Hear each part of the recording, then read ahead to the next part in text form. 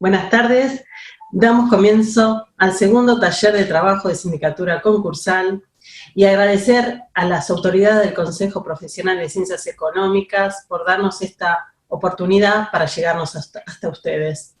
Además, quisiera agradecer a la presidenta de la Comisión de Sindicatura Concursal, a Silvia Gómez Meana, y a la vicepresidenta Rosana Martín, en los cuales han organizado este segundo taller con el fin de intercambiar ideas y acompañar a estos síndicos en estos momentos que estamos viviendo de pandemia.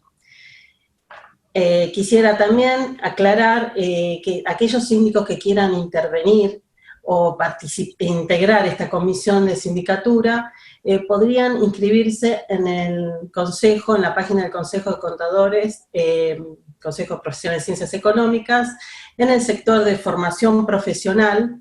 Dentro de la comisión hay un sector donde dice actuación profesional en procesos concursales. Al margen derecho están las inscripciones.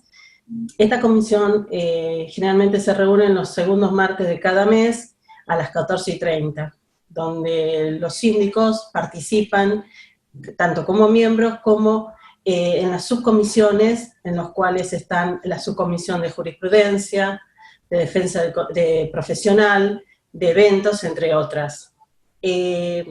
También podemos marcarles que en la página del Consejo, en la parte del sector menú de herramientas, hay una recopilación de fallos, que es el trabajo de la subcomisión de jurisprudencia, donde cada mes se recopilan aquellos fallos más importantes o destacados para ayuda de los síndicos. Bueno, después de esta presentación quisiera que escuchen los 13 temas tan importantes que van a exponer primeramente, la doctora Patricia Mirta Turnaski va a hablar de un tema importantísimo. Ella es contadora pública de la Universidad de Morón, especialista en sindicatura concursal de la Universidad Notarial Argentina, especialista en docencia universitaria de la Facultad de Ciencias Económicas, UBA, es máster en insolvencia empresarial de la Universidad de Morón. Es profesora adjunta de Derecho Crediticio, Bursátil y de la Insolvencia de la Facultad de Ciencias Económicas, UBA. Es ex profesora y tutora de tesis de posgrado de sindicatura concursal de la Facultad de Ciencias Económicas, UBA. Es jurado externo de tesis de la especialización de sindicatura concursal de la UAI. A su vez es también miembro de la Comisión de la Actuación Profesional de Procesos Concursales del Consejo Profesional de Ciencias Económicas de la Ciudad de Buenos Aires. Es socia adherente al Instituto Iberoamericano Derecho Concursal. Es investigadora académica del Instituto de Derecho Contable. Ha participado en varias conferencias, ponencias, es asistente de diversas jornadas de la especialidad.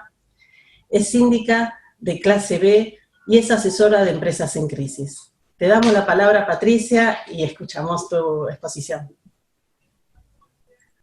Bueno, buena salud para todos y agradecer a la comisión que haya pensado que puedo aportar algo a los demás síndicos, especialmente a la presidenta Silvia Gómez Meana, a la vicepresidenta Lidia Rosana Martín y a Marcela por la presentación y por toda la coordinación.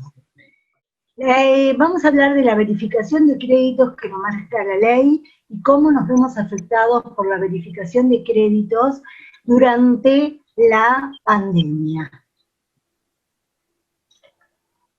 La atención no se ruega, cuando no eres prioridad no lo eres y punto. Cada uno puede interpretar esta frase como le parezca, pero creo que los síndicos estamos sufriendo la falta de atención y la falta de seguridad jurídica en nuestra forma de actuar en estos momentos. El paradigma actual de la ley de concursos y quiebras es la continuación de la empresa, el mantenimiento de las fuentes de trabajo y lograr la paz social.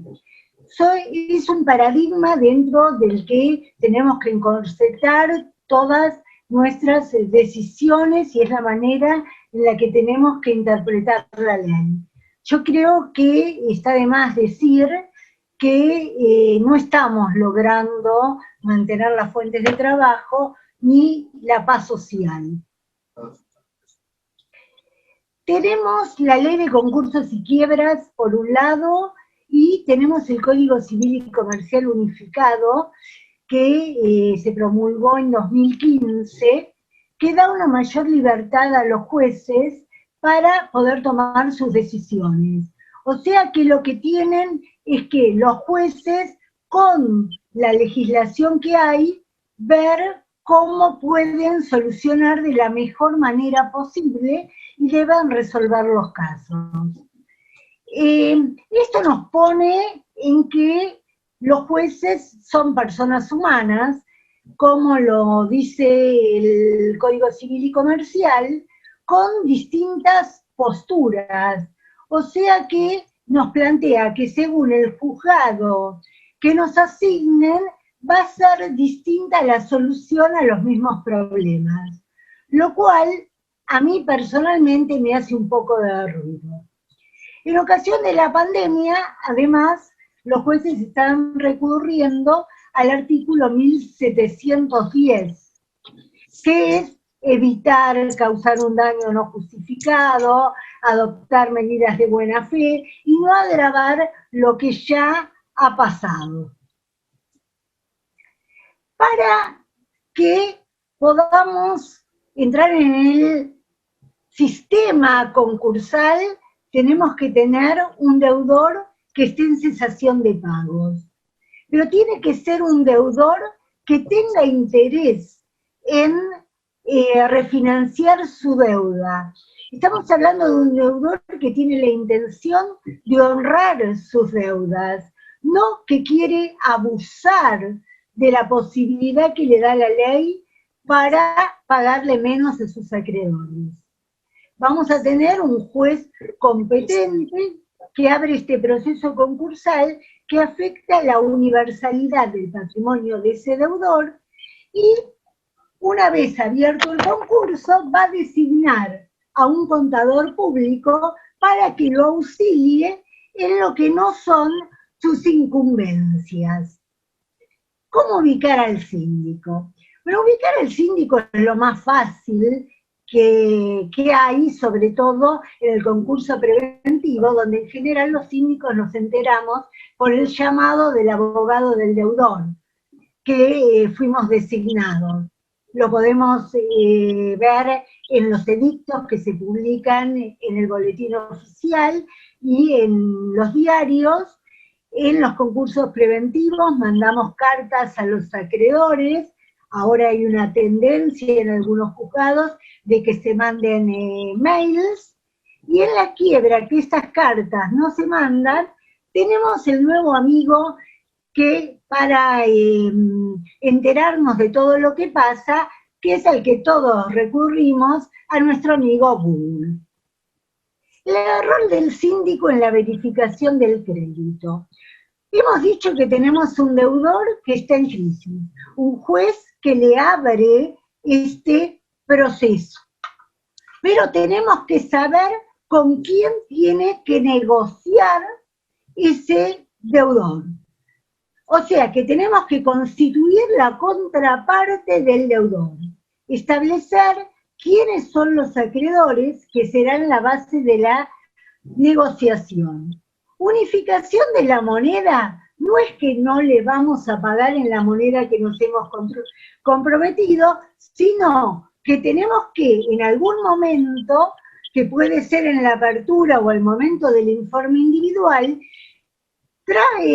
cotizar a la fecha que esté en ese momento el dólar, para que, como decían nuestras maestras en la primaria, no podemos sumar peras con manzanas. O sea que tenemos que tener un pasivo homogéneo para saber cuál es la participación que va a tener cada acreedor en la votación del acuerdo que va a ser el deudor.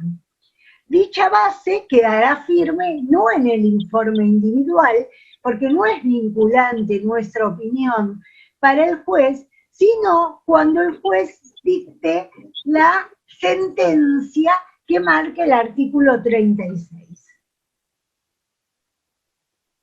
Al momento de la presentación en el concurso preventivo, todos los acreedores pierden su calidad de tales, hasta que no son reconocidos en la sentencia del juez.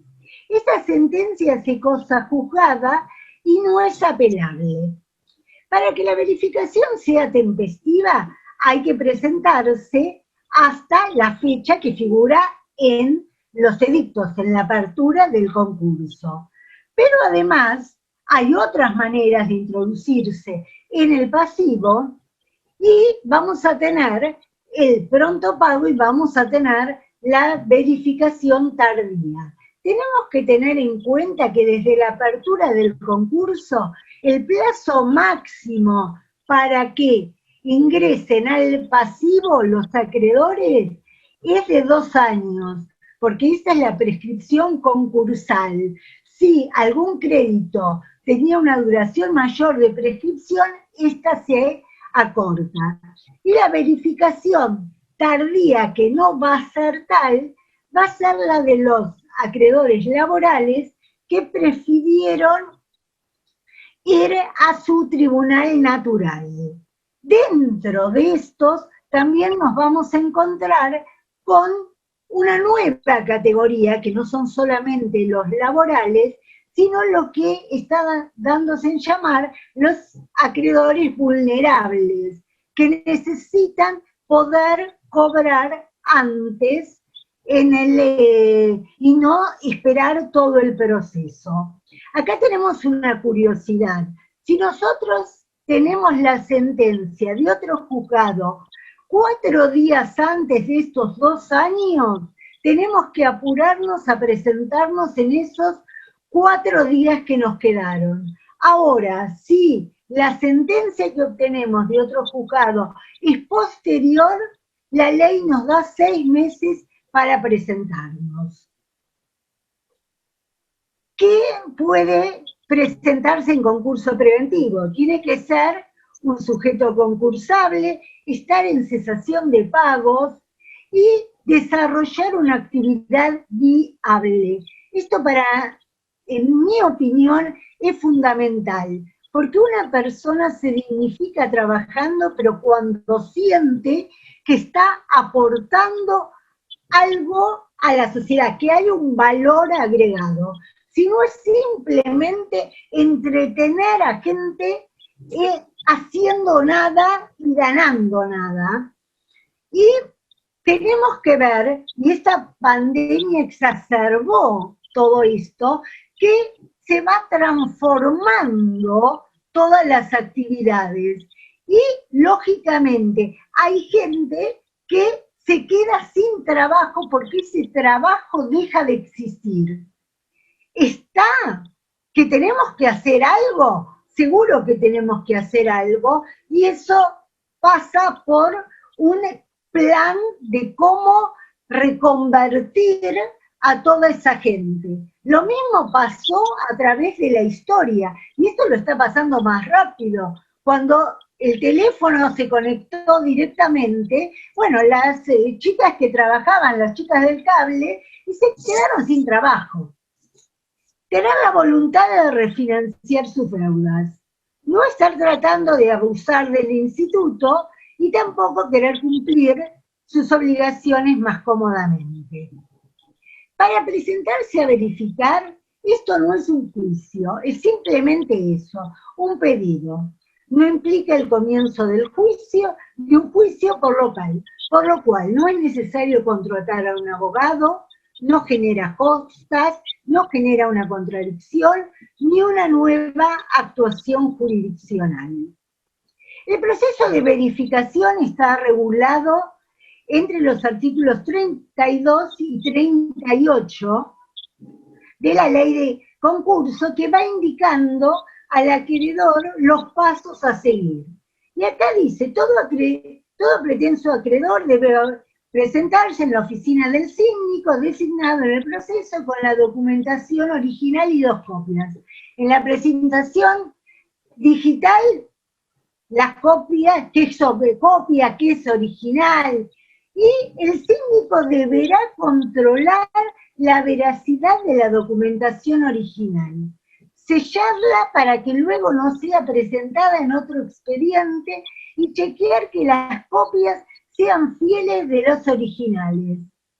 ¿Cómo hacemos esto? El otro día el doctor Pablo Frick decía que él no va a dictar una resolución del 36 sin que el síndico haya visto los originales o sin ver él los originales. Yo hasta ahora he tenido muchas resoluciones del 36 en las que nadie vio los originales. ¿Qué va a pasar después? Porque no lo estamos haciendo conforme a una legislación. El arancel. Para presentarse hay que pagar un arancel que después de mucho tiempo hemos logrado que sea el 10% del salario mínimo vital y móvil para solventar los gastos del síndico. Después hay que rendirlos y se nos van a restar de los honorarios. Bueno, no sé de qué honorarios. No pagarán ese arancel los acreedores laborales, tampoco lo harán los que su acreencia sea menor a 3 salarios mínimos vitales y móviles. El síndico debe dar un recibo. En la actualidad nadie lo da. El error del síndico en la verificación tempestiva, hacer una auditoría de los créditos para poder obtener una información válida, podemos formar una opinión sobre la legitimidad y la legalidad de la presentación. Debemos estar seguros que no hay connivencia entre el deudor y el acreedor, pero se nos hace muy difícil ver ahora la documentación del deudor, la documentación del acreedor, y es más, el juez Chomar decía que no sería necesario ver los libros contables, que nos podríamos manejar con fe en lo que nos dice el deudor y el acreedor, y que el deudor podría presentarse solo llenando un formulario con una declaración jurada de cuál es su situación. ¿Cómo se debe presentar a verificar? Los acreedores laborales tienen el beneficio del pronto pago laboral, que puede ser de oficio o por pedido del acreedor. La tempestiva, como ya hemos dicho, es la que se da en la fecha que se fijó en la apertura, y bueno, esto ya lo mencioné. Como para hacer un estado de situación, tenemos la verificación de créditos. En el concurso preventivo es una recomposición patrimonial, en la quiebra es una liquidación patrimonial. En el medio de esto tenemos la mejora de la propuesta, tenemos la tercera vía, tenemos la cooperativa de trabajo, tenemos todo lo que hacemos para impedir llegar a la quiebra, porque nadie quiere que una empresa quiebre, y en este momento además también se nos hace muy difícil hacer la liquidación del patrimonio. El proceso verificatorio, conformación de la otra parte del proceso. Opinamos, hacemos un legajo de cada uno de los acreedores, partiendo ya de los legajos que nos entregó el deudor en ocasión del pedido del concurso. Tenemos que ver causa, monto y privilegio. Después tenemos la sentencia verificatoria del artículo 36. Ahí va a saber el deudor con qué acreedores tiene que negociar y hacerles una propuesta. Eso en el concurso preventivo. Y en la quiebra tenemos que saber que ese es el pasivo entre el que tenemos que distribuir lo que vayamos teniendo.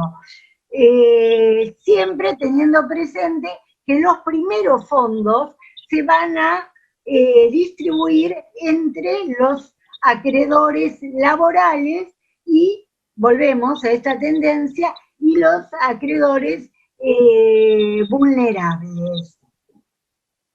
Créditos laborales. Vía de acceso al pasivo concursal, pronto pago, incidente de verificación, juicio de conocimiento.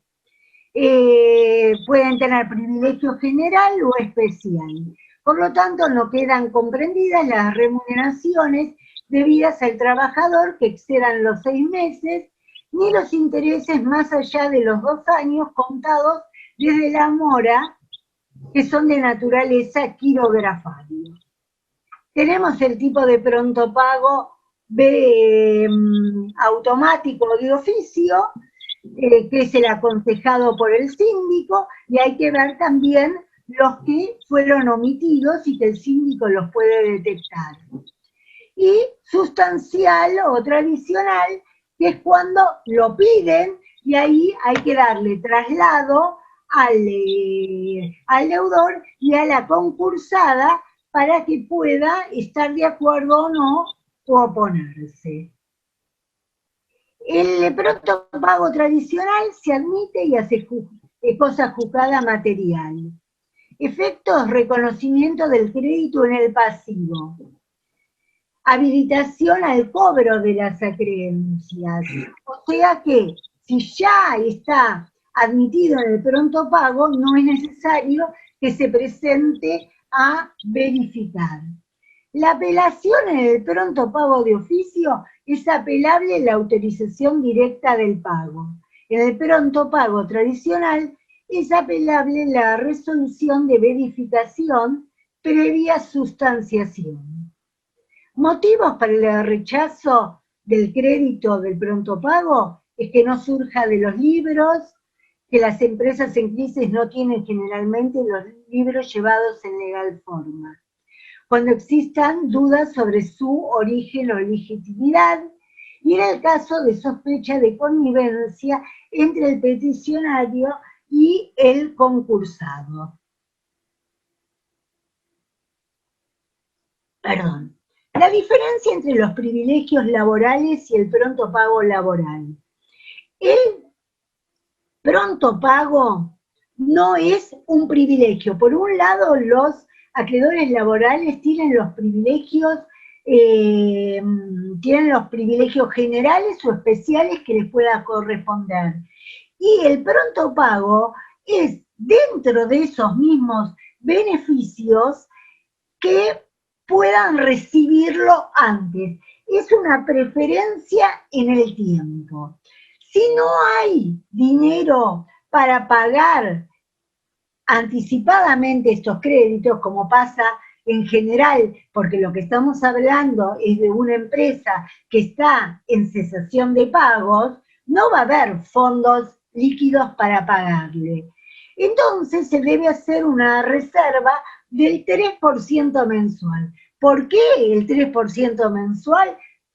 Esto es un porcentaje arbitrario que forma parte de la ideología del legislador.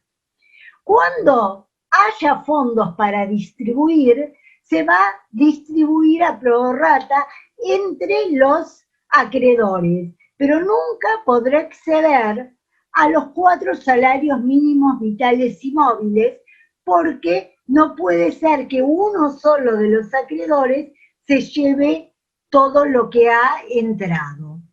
Es una calidad del crédito. Esta calidad del crédito no modifica los privilegios, tampoco altera el asiento de los privilegios y por lo tanto no se extiende el privilegio especial. En la quiebra se pagarán con los primeros fondos que se recauden. Cargas procesales en la verificación tempestiva, facultades.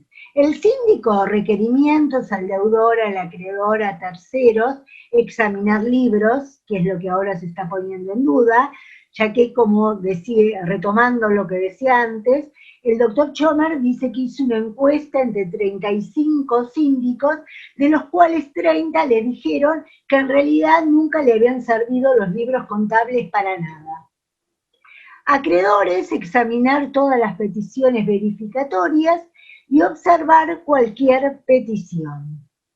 Cargas procesales, el síndico, indicar la causa, formar un legajo de cada acreedor y acompañar las observaciones en 48 horas. Acreedores, indicar la causa, acompañar los títulos, contestar requerimientos del síndico, facilitar exámenes de libros, mostrar los títulos requeridos, bueno, y el arancel. Yo digo que más o menos cuando tiene que acreditar la causa, el acreedor tiene que hacer como cuando se va a pedir la visa para ir a Estados Unidos, llevar todo lo que uno pueda tener para respaldar que uno solo quiere ser turista y no se va a quedar a vivir allá. Y acá creo que el acreedor tiene que generar la convicción de que realmente existió el negocio entre el deudor y el acreedor. Legitimación y representación. La persona humana por sí o por apoderado con facultad especial, la persona jurídica por su representante legal, que el órgano tiene que haber decidido que se va a presentar en concurso, los incapaces e inhabilitados por medio de los representantes legales, y las personas fallecidas sobre el patrimonio del fallecido que no se haya confundido con el de los herederos por cualquiera de los herederos. Bueno, hay que acreditar los privilegios especiales y generales. Especiales, ya sabemos, escritura, contrato, warrant, factura, acuerdo de subordinación. Generales, acreedores laborales, son los créditos que afectan a todo el patrimonio del deudor, esto al no ser garantizado por un activo específico. Dicha categoría incluye los salarios de los empleados. Tenemos que recordar que los trabajadores de planta tienen un privilegio especial sobre las mercaderías, maquinarias y materia prima. Continuamos. Causa del crédito. Facturas y remitos, cheques, pagarés, resolución firme de multas, sentencia firme de otro juicio, resúmenes bancarios. Es la relación negocial habida entre el acreedor y el deudor, y que por esta se entiende el hecho que ha generado la obligación.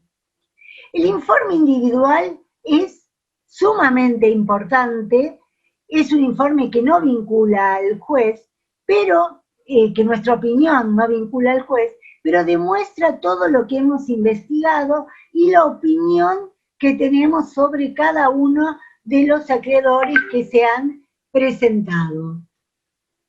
Un inconveniente importante es que ahora esto lo hagamos digital, porque para mí siempre fueron muy importantes y saqué mucha información de la charla que uno tiene con el acreedor cuando se presenta a verificar.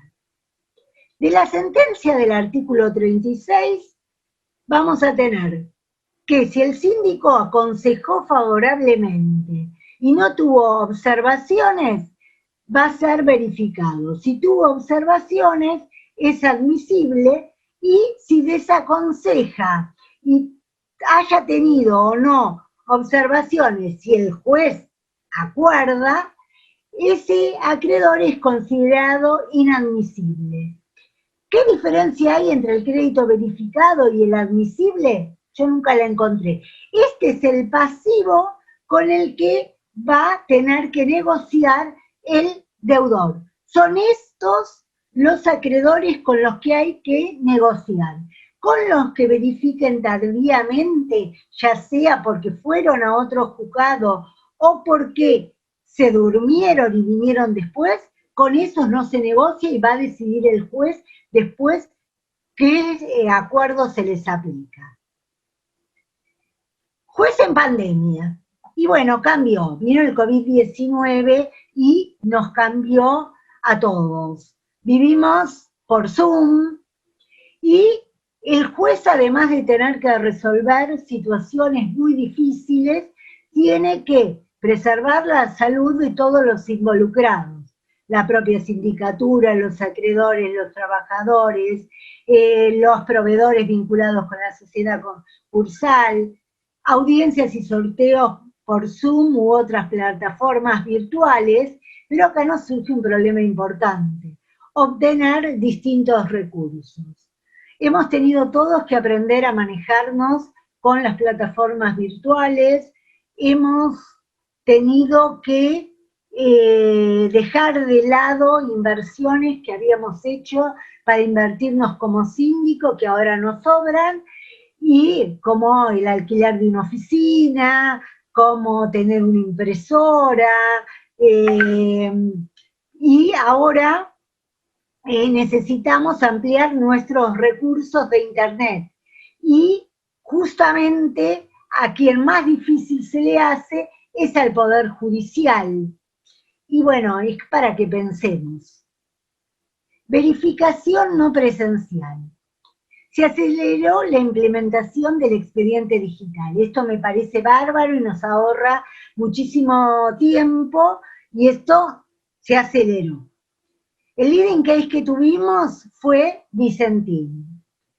El documento digital para la etapa informativa. Y esto es lo que a mí no me convence tanto. No tenemos una firma digital, lo hagamos como lo hagamos, y muchos confunden la firma digital con escanear una firma, lo cual no es de ninguna manera, no es lo mismo. Bueno, fin de la presentación, les agradezco mucho y espero que haya sido interesante. Mira, Patricia, excelente la exposición. Me resultan varias preguntitas. Me gustaría que me aclares en cuanto a lo que vos dijiste, o pude haber interpretado mal, la diferencia entre créditos declarados verificados y admisibles.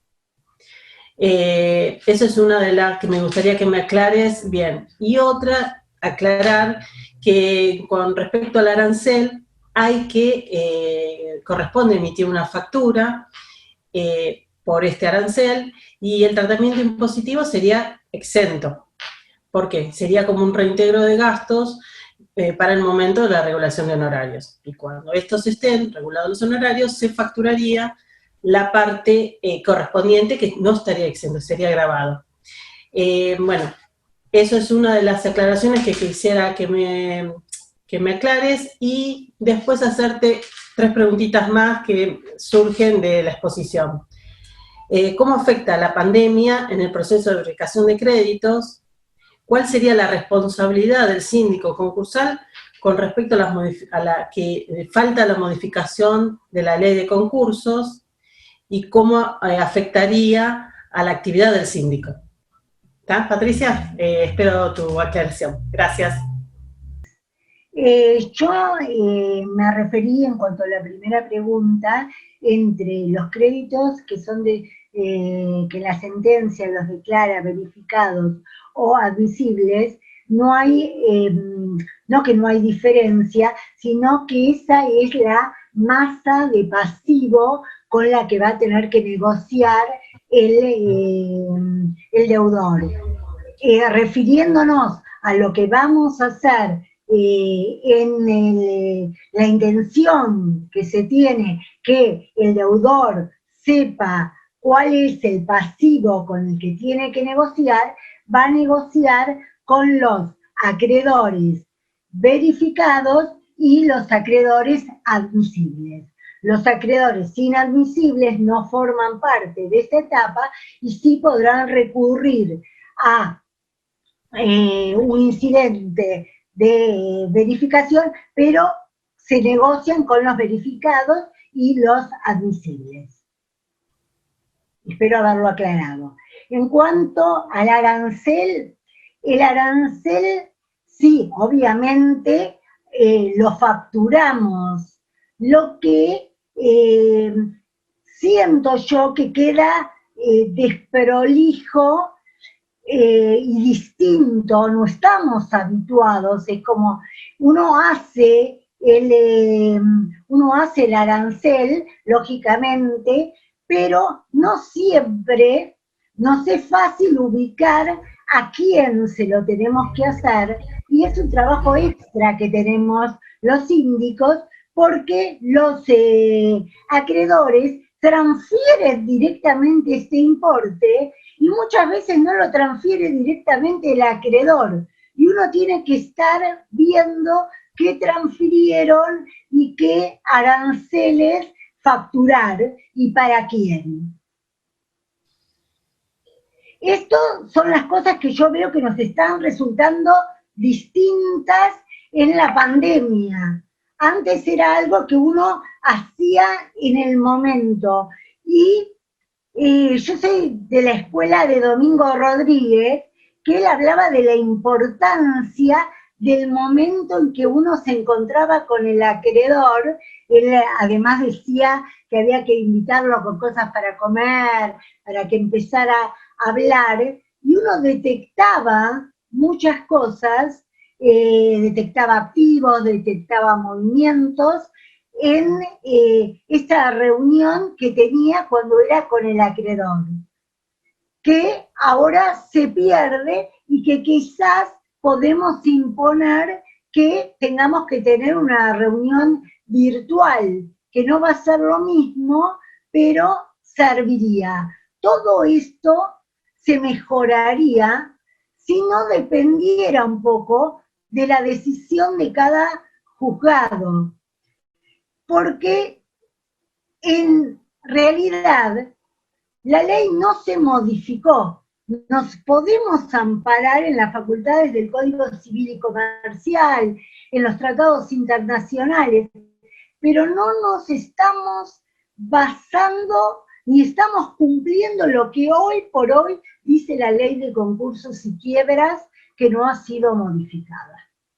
Así es, esta es mi visión. Gracias. Bueno, excelente la exposición de Patricia y las aclaraciones. Ahora vamos con David Kalominsky. Él va a exponer, es contador público de la Facultad de Ciencias Económicas de IVA, especialista en sindicatura concursal de la Universidad Notarial Argentina, es titular del estudio contable, es asesor de empresas en crisis, económico, societario y fiscal, es colaborador con distintos estudios jurídicos en soluciones para insolvencia, ex perito de parte y de oficio. Desde 2000 integra el estudio de sindicaturas de concursal de categoría A y es ex ayudante segundo interino del seminario concursal de la Facultad de Ciencias Económicas de UBA. Te damos la palabra, David, y escuchamos atentamente. Gracias Marcela por la presentación, gracias a la comisión, gracias a Roxana, con quien integramos la subcomisión fiscal, y a la presidenta principalmente, que me han convocado para esta conferencia, así que muchas gracias Silvia por convocarme. Lo que voy a exponer es más un tema práctico, bien práctico, principalmente no para el síndico, sino para el contador, asesor de empresas en crisis, que luego de tramitar su concurso precisan regularizar sus obligaciones tributarias y, digamos, a forma de resumen que después se va a adjuntar con alguna documentación que van a recibir, los fiscos que nos toca trabajar en la capital federal principalmente son AFIP, que es el fisco madre, ARBA y Gobierno de la Ciudad, que son los dos fiscos que le siguen en importancia. Ahí van a recibir cuáles son las normas que regulan los planes de pago que están vigentes en la actualidad. A quien me voy a referir principalmente es AFIP, que tiene un trámite, si bien está regulado, no es fácil. En la época de la presencialidad había un bloqueo por parte de los funcionarios, y hoy eso está allanado a través de las presentaciones digitales, pero que nos limitan también en tener que contar con toda la documentación previa antes de hacer la presentación, por un tema temporal y por un tema documental. Con lo cual, refiriéndonos específicamente a la AFIP, la resolución que dispone este plan de pagos es la 3587, que tiene una pequeña modificación, que es sustancial, pero es pequeña, que es la 3857. En la resolución 3587 dispone cuáles son las obligaciones que pueden acogerse al plan de pagos y cuáles son las obligaciones excluidas de ese plan de pagos, específicamente a lo que hace a retenciones y percepciones, a lo que hace obligaciones que no son verificadas por el organismo fiscal, como Cero Obras Sociales, ART, pero llama la atención que las excluyan cuando directamente no es parte del pasivo verificado por ellos, y otras obligaciones aduaneras. Lo que hay que tener en cuenta que es para hacer este pedido que hace a la conformidad del fisco en el concurso preventivo, debemos efectuar la presentación con 20 días de anticipación al plazo de vencimiento de exclusividad. En caso de no contar con dicho plazo, en la época de la presencialidad no recibían la presentación. Actualmente lo que hacen es rechazar el pedido, digamos, hacen un planteo de rechazo por no cumplir con este plazo, y ellos tienen un plazo de 15 a 20 días, por eso esta necesidad de cumplir con antelación, para expedirse sobre la conformidad a el plan propuesto. ¿Qué información conviene o es necesaria tener para la presentación de este plan? Un detalle pormenorizado, detallado, periodo por periodo y de impuesto por impuesto de cada una de las obligaciones que ha solicitado el fisco. Así lo requiere porque es parte de uno de los requerimientos de la resolución.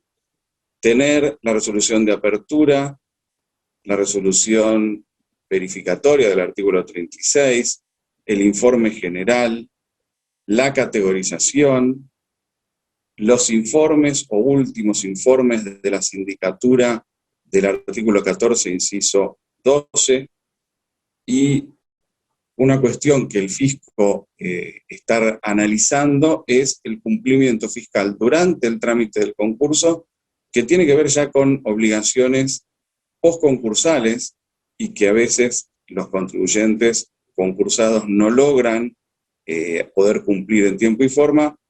Parte de esto también hace al análisis de la conformidad que va a dar para la presentación posterior del plan. Al principio había hablado de una resolución que modificó en parte este plan general, que es la 3857. Esto corrigió la tasa de interés de regularización del plan. Antes era del 6% anual o 0,5% mensual. Actualmente es de 2,03% mensual, y le adicionó una restricción para aquellos concursados o directores de empresas concursadas que tuvieran procesados por delitos fiscales. Limita el plazo o las cuotas a 12 mensualidades y con una tasa del 2,93 mensual. O sea, los sanciona por tener esta cuestión penal. Luego la AFIP lo que requiere es para las deudas que no son susceptibles de acogimiento al plan, el compromiso de cancelarlas al momento del acogimiento al plan. Esto va a ser con posterioridad a la homologación, o en su caso, incorporarlas a algún plan de pagos vigente como cualquier contribuyente no concursado. La realidad es que el fisco, digamos, limita en algunas oportunidades la posibilidad de obtener la homologación de un plan por falta de cuestiones formales, y siendo que esto obviamente es necesario e imperioso, la cuestión para poder acoger a estos planes es categorizar al fisco o los fiscos en forma independiente, porque en algún momento histórico se los excluía, considerando que como ellos tenían la única forma de pago era a través de estos planes, debieran estar excluidos. En la actualidad ya esta cuestión no se está aplicando, se los categoriza en forma independiente y se les ofrece estos planes de pago, a los cuales, a ver, si bien son complicados, se va haciendo más sencillo y más rutinario esta presentación. La realidad es que los planes hay que leerlos con atención y sobre todo contar con toda la información previa a presentar el plan, esto que acabo de decir, tener un detalle de las obligaciones, porque no hay tiempo y no existe el retruco dentro de esta presentación fiscal. Uno que presenta espera la resolución de aceptación y conformidad, y luego de la homologación, si es que todo va a buen puerto, hay 20 días hábiles, antes hablaban de 30, ahora lo redujeron a 20 días corridos, 20 días corridos para hacer el acogimiento formal al plan, y después cumplir el plan para poderlo pagar. Hasta acá es todo, y espero haber sido útil. Gracias. Excelente la exposición, muy clara y muy práctica. David, me encantó, pero me gustaría que aclares, ¿el síndico puede brindar información de acuerdo a la resolución del plan de pago? La realidad es que el síndico no puede asesorar al concursado, no debe asesorarlo, lo que no implica que le mencione que existe una resolución específicamente para este plan de pago. Pero creo que siendo síndicos, siendo especialistas en sindicatura, que es un, digamos, requisito para el ejercicio de esta profesión, nos damos vuelta y somos especialistas en empresas en crisis, con lo cual, por un lado estamos asistiendo a la judicatura, y por otro lado nos damos vuelta y asesoramos empresas en crisis, con lo cual nada nos impide que una empresa que está en concurso nos consulte como asesores contables, tributarios, especialistas en la materia. Esta resolución une temas tributarios, lo que hace al pago de impuestos o repago, para llamarlo de una manera, por este plan de pagos, y cuestiones concursales que son muy específicas y que los tributaristas, yo diría, hacen agua en entender o en buscar la información, donde nosotros en los expedientes digitales nos movemos como peces en el agua, con lo cual vamos, buscamos la documentación, hoy es todo digital, y el tributarista la desconoce. Y al revés, el que es concursalero y no está en temas tributarios, le cuesta manejarse dentro de la página fiscal. Con lo cual, esto une una especialidad que podemos explotar desde el otro lado, o sea, siendo especialistas concursales, ir hacia el asesoramiento en temas tributarios concursales, no en el tributario puro. ¿Está bien? Muchas gracias, David. Quedó muy claro la aclaración que te había pedido.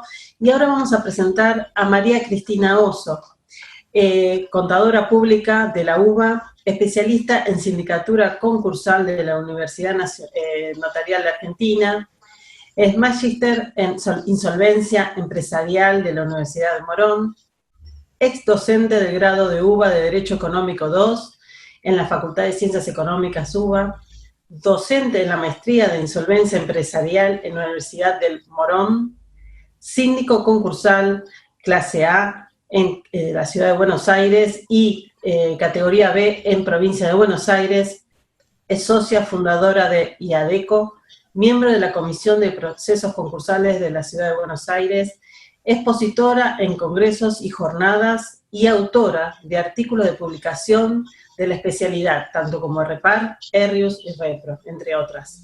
Te doy la palabra, Cristina. Buenas tardes, muchas gracias Marcela por tu brillante labor como coordinadora. Quisiera agradecer a las autoridades del Consejo Profesional de Ciencias Económicas, a Silvia Gómez Meana, presidente de la Comisión de Procesos Concursales, gran promotora de la actividad académica que incluyen estos talleres, por la convocatoria, Silvia, a Roxana Martín como vicepresidente y a todo este hermoso equipo técnico. El tema por el que fui convocada en este segundo taller es el de los informes mensuales del artículo 14, inciso 12, a los cuales la ley los presenta muy brevemente y nos dice: el síndico deberá emitir un informe mensual sobre la evolución de la empresa, si existen fondos líquidos disponibles y el cumplimiento de las normas legales y fiscales. En verdad, estas breves líneas encierran una serie de actividades que debe desplegar la sindicatura poniendo todo su arsenal profesional y ponen además de manifiesto la importancia de nuestra incumbencia. Es uno de los informes en el cual, como ya había adelantado la doctora Martín en el taller anterior, se demuestra que el síndico debe saber de todo, de contabilidad, de auditoría, el poder interpretar los estados contables y hacer que los terceros interesados puedan entenderlos, conocer de impuestos, sociedades, legislación laboral y todas las herramientas que por supuesto tiene el contador público. ¿Y cuál es la importancia del informe mensual? Es brindar a todos los interesados, dentro de los cuales están los acreedores, que serán quienes votarán o no la propuesta de acuerdo, la información necesaria que les permite evaluar el desenvolvimiento de la concursada en la etapa postconcursal y poder dar a conocer si el concursado es capaz de producir fondos genuinos que le otorgan o que le otorguen la posibilidad de superar el estado de insolvencia. Obviamente debe evitar el origen de deuda postconcursal, porque lógicamente indicaría que no podrá hacer frente a la propuesta concordataria. Mediante estos informes se podrán además incorporar elementos de convicción para determinar, por ejemplo, si el deudor puede seguir administrando o no su negocio, artículo 17 de la Ley de Concursos y Quiebres. Hay casos que ante la reticencia de la empresa concursado, el juzgado los ha penado con una veeduría legal y contable. La verdad, ustedes piensen que el hecho de que el concursado no nos dé todos los datos que le pedimos para ver cómo está administrando es algo sinceramente muy importante. Aunque en realidad he tenido la experiencia en otros juzgados en que pese a mi insistencia ante la falta de información no afectó a la posterior homologación del acuerdo. Hecho, la verdad que no comparto, porque al poco tiempo lamentablemente no lo pudo cumplir y terminó en la quiebra. Permite ponderar las propuestas, cómo impactarían en la actividad. Ayuda a los acreedores en la decisión que van a tomar al momento de votar. ¿Por qué? Porque es un elemento de evaluación más sobre las reales posibilidades de percibir sus créditos. ¿Y cuál es el punto de partida para los informes mensuales? Es importante señalar que es la empresa concursada quien deberá presentar y poner a disposición de la sindicatura toda la documentación e información solicitada. ¿Y cómo, digamos, nos brindan lo que necesitamos? A través de un requerimiento en el cual la sindicatura le va a detallar con el mayor rigorismo posible y a su criterio cada uno de los puntos, documentación e información de la manera más precisa. Dicho requerimiento, obviamente, también debe considerar las características del concursado. Debe tener en cuenta si es una persona física, una persona jurídica constituida bajo la forma de una simple asociación, o si se encuentra dentro de los tipos de sociedades regulares, considerando además si se encuentra en la órbita de fiscalización de la Inspección General de Justicia, si tiene o no, por ejemplo, personas en relación de dependencia. Sería conveniente que toda la información y documentación presentada se encuentre firmada por un responsable. Pero hablo en condicional porque nos lleva a una situación, como ya se imaginarán, del antes y después de la pandemia, ya que, como bien sabemos, el ASPO, luego el DISPO y etcétera, trajo aparejado que el trabajo se tenga que implementar a través de la modalidad a distancia o remota, lo que hizo que en realidad cualquier tipo de presencialidad quedara relegada. Entonces, ¿cómo la obtendríamos? Y bueno, mediante mails o muchas veces mediante reuniones vía Zoom.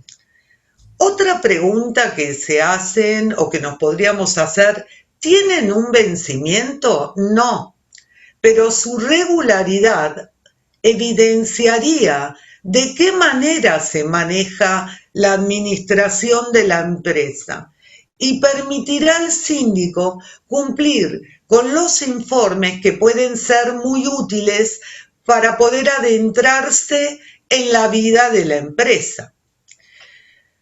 Ahora bien, vamos puntualmente a cada una de esas breves líneas. La evolución de la empresa. Para proceder al análisis de la evolución de la empresa, es importante, como ya manifesté, tener en cuenta la estructura del concursado, porque mucho de lo que vamos a analizar no es factible si el concursado es una persona física, o en extremo si tiene una magnitud de operaciones muy grande en el cual se deberán hacer procedimientos selectivos. Los informes mensuales, para que tengan una idea, en uno de los últimos concursos, por la magnitud de los mismos, se debió conformar un incidente por separado. Muchas veces también puede llegar a ser conveniente para que no,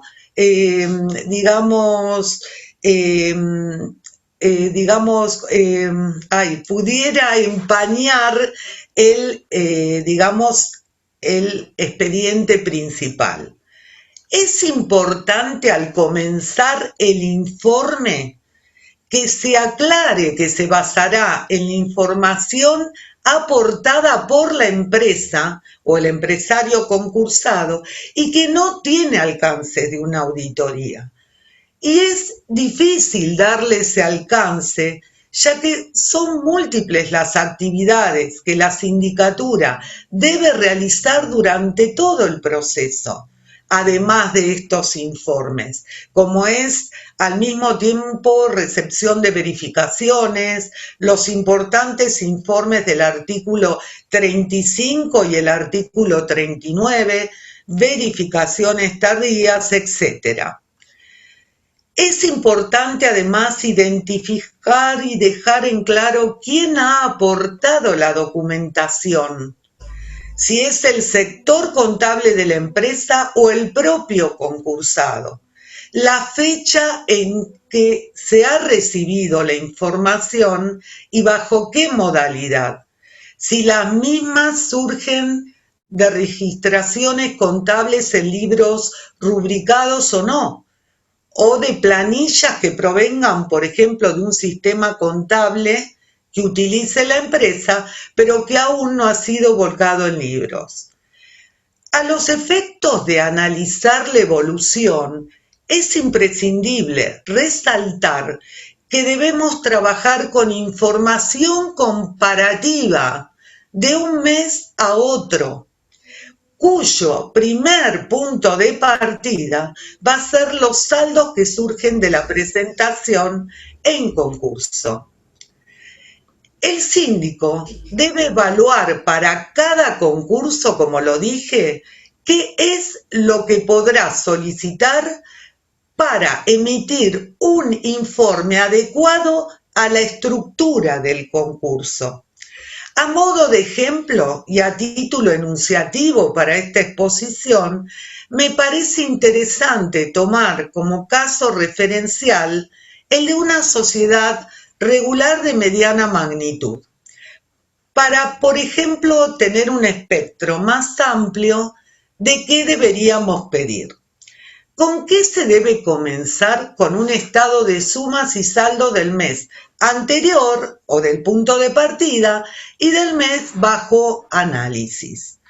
Un estado de resultado comparativo con el mes anterior, donde estén las partidas individualizadas. Un balance de situación patrimonial también comparativo con el periodo anterior. No nos olvidemos que hablamos de evolución, con lo cual es un mes a mes. Un estado de flujo de fondos en efectivo en forma comparativa con las aperturas correspondientes, que es una herramienta, quiero destacar, de gran importancia porque permite el análisis de las variaciones, entradas y salidas de efectivo y sus equivalentes en ese mes bajo estudio, permitiendo no solo conocer el impacto de las operaciones en su efectivo, sino también determinar cuál ha sido el origen de los flujos de efectivo y además cuál ha sido la aplicación de los mismos. Y así nos permite establecer si provienen de las actividades genuinas de la empresa o por actividades de financiamiento que, como sabemos, deberían evitarse en la etapa postconcursal.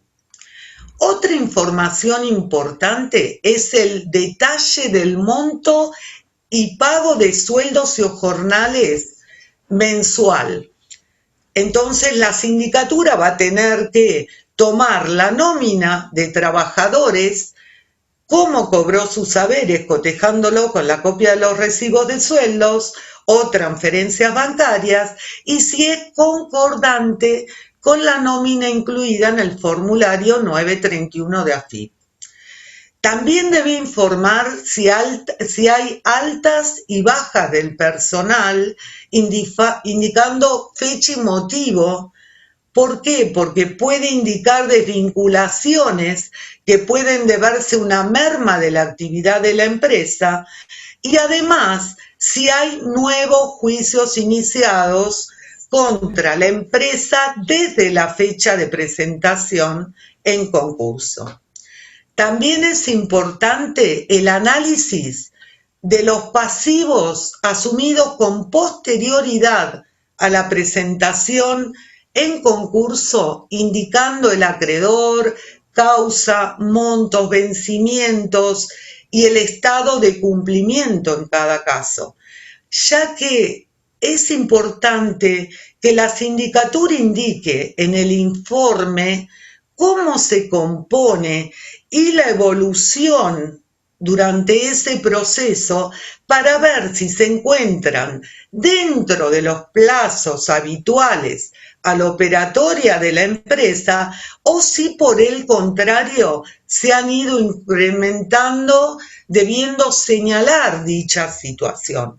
Por otra parte, si hay contratos de seguros, es fundamental el cumplimiento, la renovación de las pólizas, el pago de las primas, ya que es importante velar para que estén cubiertos todos los bienes de la empresa.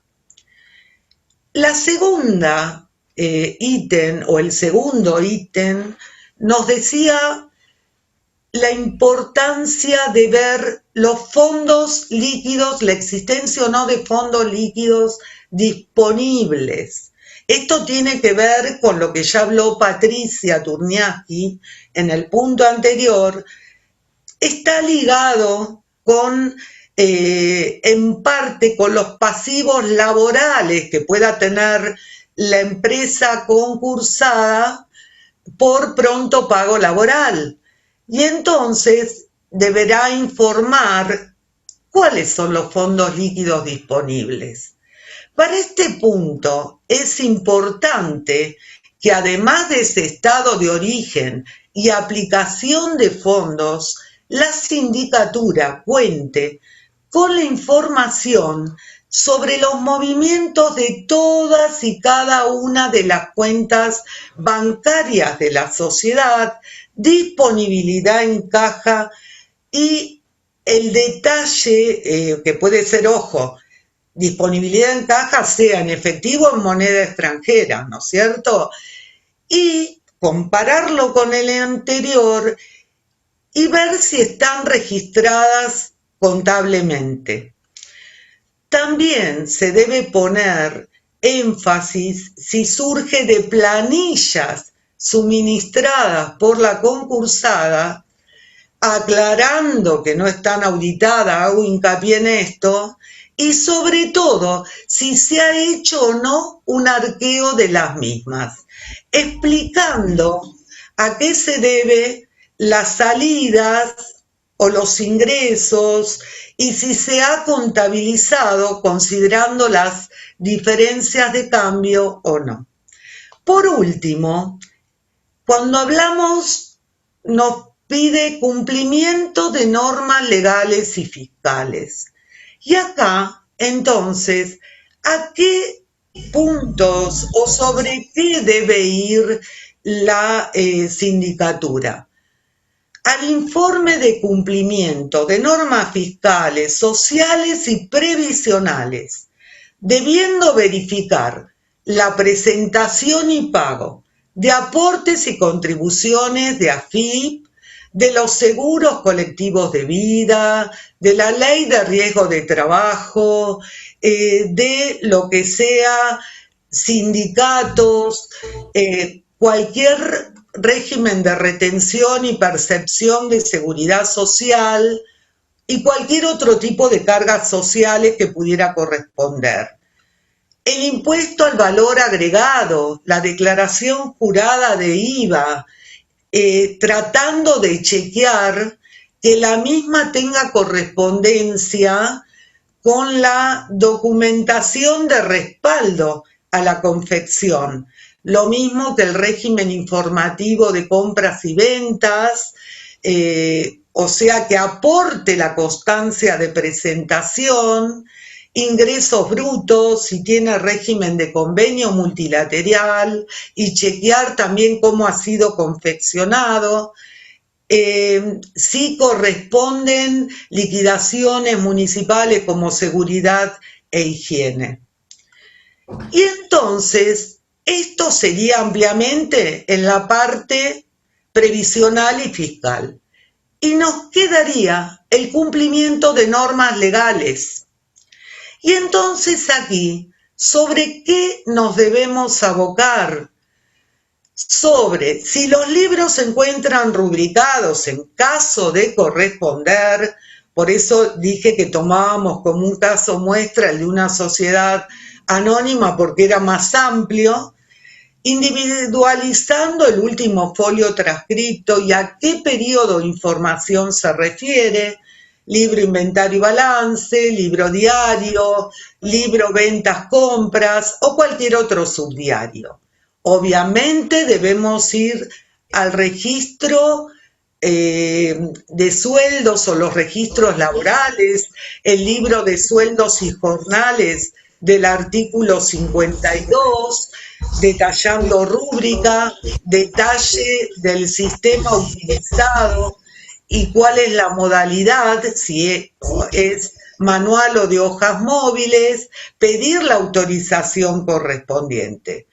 Y por último, lo concerniente a la información societaria y sobre estados contables.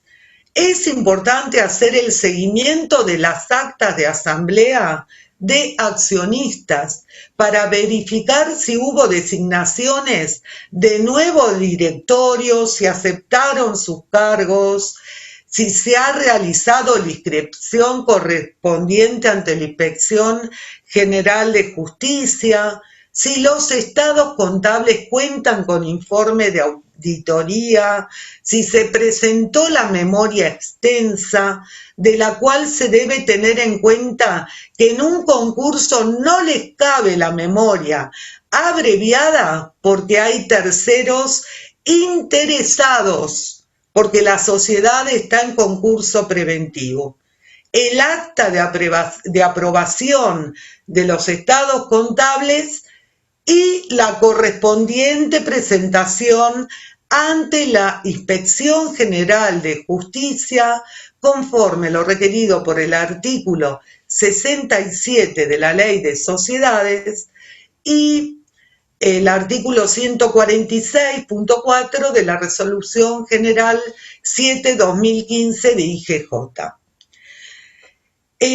Realmente, a mi modo de ver, es una herramienta de muchísima utilidad para el juez, para la sindicatura que le hará tener elementos muy potables de conocimiento de la empresa, para los acreedores que verán cómo se está manejando esa empresa para superar la insolvencia. Bueno, espero que les haya sido útil. Realmente un placer compartir este espacio y muchas gracias por la atención y a todos. Cristina, excelente, muy clara tu exposición. Me gustó cómo resaltaste todas las importancias que tiene de la información que necesita el síndico. Muy práctico, te felicito. Bueno, llegamos al cierre de este segundo taller de sindicatura.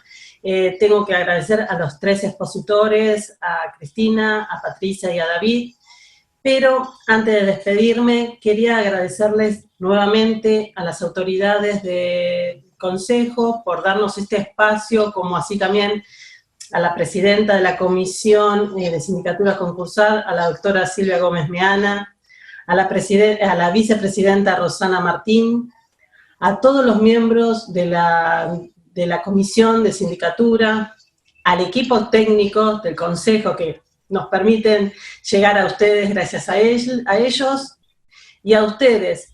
Quiero agradecerles y por acompañarnos y seguirnos en este segundo taller. Gracias y hasta el próximo taller de trabajo de sindicatura concursal. Gracias.